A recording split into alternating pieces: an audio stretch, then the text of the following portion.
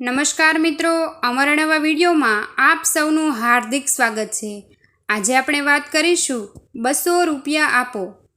મશહૂર Gujarati film actor આનંદ કુમારે માંડ મગજ પર સંયમ રાખ્યો। કેમ, શેના માટે? મારું મોં બંધ રાખવા માટે। ભીખલો ગંદુ હસ્યો। એના હસવામાં હાસ્ય ઓછું હતું અને ગ્વાલિટી વધુ। ભીખો ભરાડી આજકાલ ભયંકર નાણાં ભીડમાં હતો। એના ખિસ્સામાં પાન ખાવાનાય પૈસા ન હતા। આછી પાતળી પાણીના પાતળા રેલા જેવી એક ખાનગી નોકરી હતી, એ પણ ચાલી ગઈ। ભીખાની મથરાવટી એવી મેલી હતી કે ઊભી બજારે હાથમાં વાટકો ધરીને અઠવાડિયા સુધી ઊભો રહે તો પણ કોઈ એક પૈસોય ભીખ લેખે ન આપે। જેમ કોઈ માણસ 32 લક્ષણો હોય છે, એમ આપણા ભીખાલાલ 32 અપલક્ષણા હતા। આ મોંઘવારીના જમાનામાં ટકી રહેવા માટે ભીખાએ કમાણીના નવા કમાડ ઉઘાડવાનું નક્કી કર્યું। પૈસા માટે એ કંઈ પણ કરવા તૈયાર હતો। બનાવટી છલણી નોટો છાપવી, અપહરણ કરવું, સ્ટેમ્પિંગ, ધાકધમકી, ડ્રગ્સની હેરાફેરી, પણ દરેકમાં ક્યાંક ને ક્યાંક રેડ સિગ્નલ દેખાતું હતું। ભીખાને જોખમ ખપે એમ ન હતું। એણે એની પાસે જેટલું દિમાગ હતું એ પૂરેપૂરું ખર્ચી નાખ્યું। પરિણામે વગર જોખમનો અને એક પણ પૈસાના મૂડીરોકાણ વગરનો એક બિઝનેસ એની નજરમાં દેખાયો। બ્લેકમેઇલિંગ। શહેરની પૈસાદાર અને ખ્યાતનામ હસ્તીઓનું નાક દબાવીને મોં ખોલાવવું બહુ મુશ્કેલ કામ નથી। દરેક જાણીતી વ્યક્તિની એક અજાણી જિંદગી હોય છે અને એ ખાનગી વાત ભીખા માટે રૂપિયાની ખાણ બની શકે એમ છે। આ માટે ખરેખર એણે કંઈ કરવાની જરૂર જ નહીં પડે, માત્ર એ કંઈક કરવાની ધમકી બસ થઈ પડશે। એની પહેલી નજર ગુજરાતી ફિલ્મોના ખ્યાતનામ કલાકાર આનંદકુમાર ઉપર પડી। આનંદકુમાર નાણાવટીની એક જમાનામાં નાટકના સ્ટેજ ઉપર હાક વાગતી હતી, પછી એ ફિલ્મોમાં આવ્યા, ત્યાં પણ એમણે ધૂમ મચાવી। હવે તો જ્યાં ગુજરાતી પડદો જ પીળો પડવા માંડ્યો હતો, ત્યાં પડદા પરના ચમકતા પાત્રો પડછાયા જેવા બની જાય એમાં નવાઈ શી? ભીખલો આનંદકુમારની ઓફિસે જઈ ચડ્યો।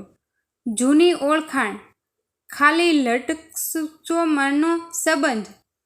જઈને સીધો જ સવાલ ફટકાર્યો, 200 રૂપિયા આપો।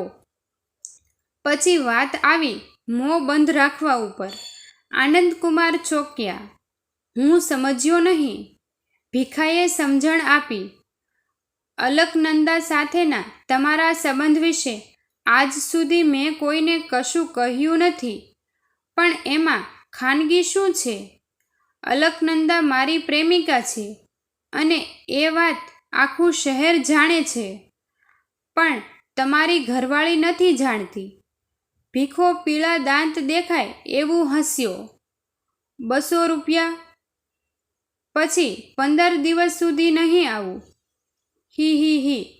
આનંદકુમાર વિચારમાં પડી ગયા। શું કરવું? આ ભીખલાનું કંઈ કહેવાય નહીં।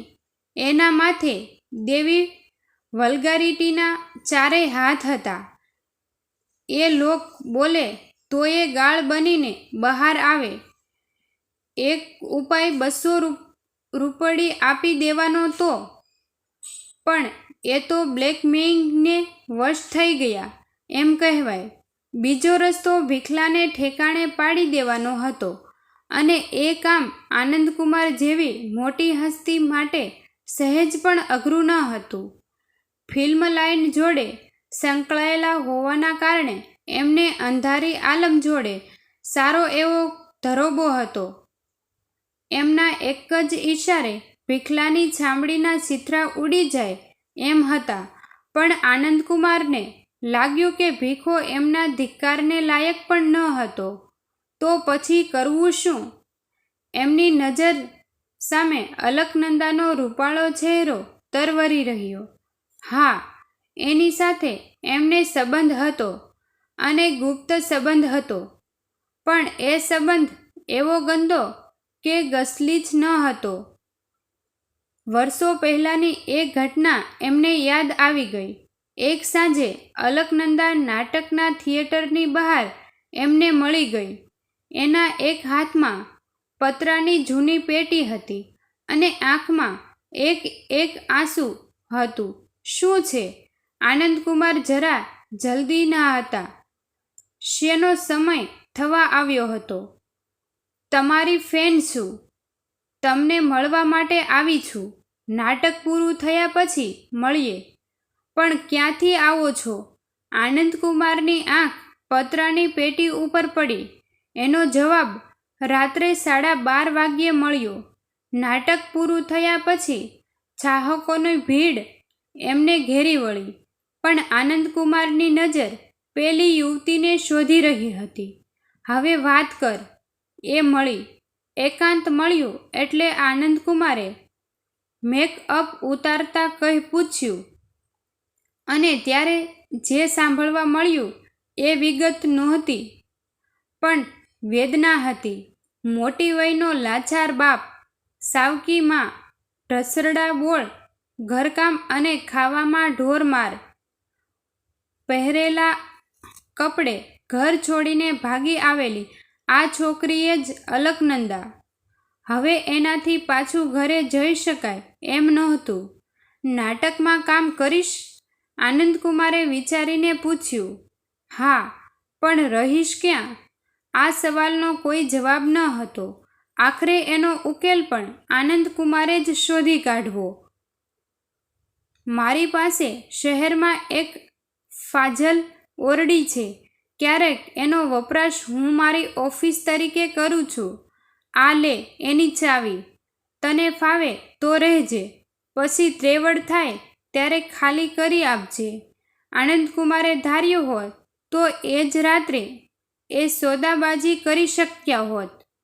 અલકનંદા રૂપાળી હતી, જુવાન હતી, એકલી હતી અને લાચાર હતી, પણ આનંદકુમાર ચારિત્રહીન ન હતા. એ પરિણીત હતા. 2 નાના બાળકોના પિતા હતા.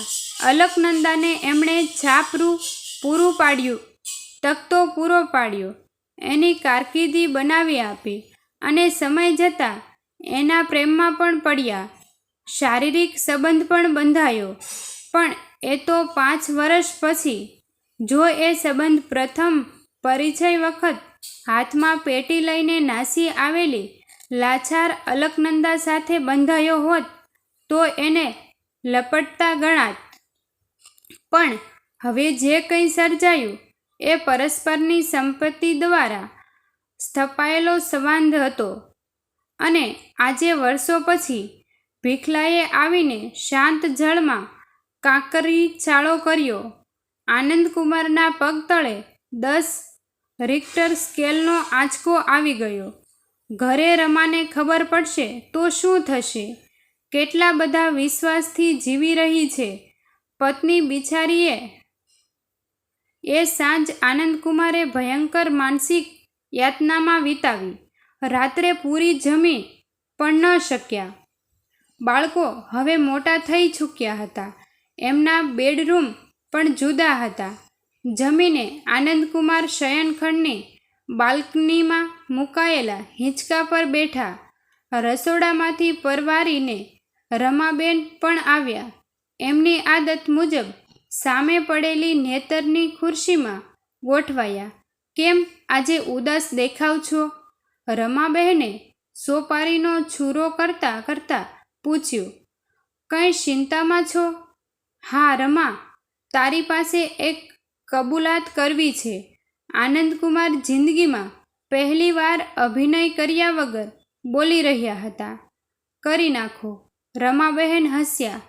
હસ નહીં, વાત ગંભીર છે. આનંદકુમાર નીચું જોઈ ગયા. મેં તારો અપરાધ કર્યો છે. તું અલકનંદાને તો ઓળખે છે ને? મારે એની સાથે વર્ષો થયા એ વાતને, પણ મેં તને છેતરી. હું સમયના હાથનું પ્યાદું બની ગયો. મને માફ કરી દે. રમાબેનની લૂડી પળવાર પણ અટકી નહીં. એ જ સહજતાથી એ સોપારી કાતરી રહ્યા. બસ બોલી લીધું. હવે મને પૂછો કે આ વાત હું કેટલા વર્ષથી જાણું છું? રમા: હા, મેં તમારું પડખું સેવ્યું છે. તમે અભિનેતા ખરા, પણ સ્ટેજ ઉપરના. પથારીમાં તમારો અભિનય ન ચાલે. તમારા પડખામાં સહેજ પણ ફરક પડે અને એ વાતને હું પારખી ન શકું. મને એટલી હદે મૂરખ ધારી છે કે શું? આનંદકુમાર હતપ્રભ બની ગયા. રમા, રમા, તું શું બોલે છે? મારા અને અલકનંદાના આડા સંબંધ વિશે તને જાણ હતી વર્ષોથી, અને તેમ છતાં પણ તું ચૂપ રહી. હા, હું ચૂપ રહી, કારણ કે હું જાણતી હતી કે મારો પતિ એક મશહૂર કલાકાર છે. એ પતંગિયાઓના દેશમાં કામ કરે છે. એ જો ખરાબ થવા ઈચ્છે તો એના પર કુરબાન થવા તૈયાર સ્ત્રીઓનો તોટો નહીં હોય. પણ એણે એક જ પ્રેમિકાનો હાથ પકડ્યો છે અને ઈમાનદારીપૂર્વક એ સંબંધને નિભાવ્યો છે. અને ઘર પ્રત્યેની તમામ ફરજો તમે પૂરી કરતા આવ્યા છો. પછી મારે કોની સામે ફરિયાદ હોય? અને શા માટે હોય? લો, સોપારી ખાઓ અને હવે જરા હસો. સોગિયાઓ મોંએ સારા નથી લાગતા. સોપારીનો ભૂકો મોંમાં મૂકતી વખતે આનંદકુમાર પૂરેપૂરા આનંદમાં હતા. ભીખલાનું ભાવિ ભચડતા હોય એમ એ સોપારીનો ભૂકો છાવી રહ્યા. ગુજરાતી રંગભૂમિના અને ફિલ્મોના અતિશય જાણીતા પીઢ કલાકારની જિંદગીમાં બની ગયેલી સત્ય ઘટના. ગયા અઠવાડિયે એમના જ મુખે એમના લગ્નોત્તર સંબંધની પ્રમાણિક કબૂલાત સાંભળીને મારાથી દિલ ફાડીને દાદ દેવાઈ ગઈ. આવા જ નવા અને દરેકના જીવનમાં ખૂબ જ ઉપયોગી બની શકે તેવા વિડીયો જોવા માટે અમારી ચેનલમાં અંત સુધી બન્યા રહો. વિડીયો ગમ્યો હોય તો વિડીયોને લાઈક, શેર અને સબસ્ક્રાઈબ કરવાનું ભૂલશો નહીં. થેન્ક યુ મિત્રો.